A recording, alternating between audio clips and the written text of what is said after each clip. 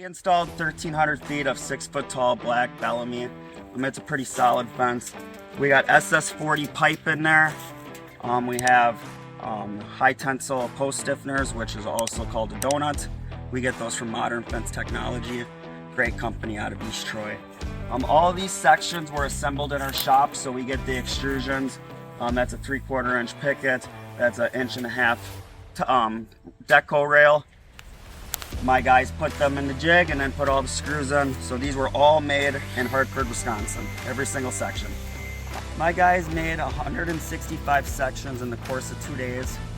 They got the material. We already had everything pre-pounded, and they were able to throw all these sections together so we could come back out and throw the sections in. One of our more challenging parts, as you can see, this hill is a very drastic hill.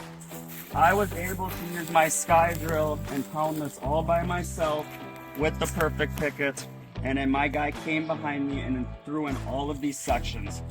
He didn't have any crazy cuts. He didn't have to make anything work. It just worked. I'm pretty impressed with it because pounding this hill is extremely difficult, and being able to pre-pound it and have my guy come back and put in sections, I think is just unreal.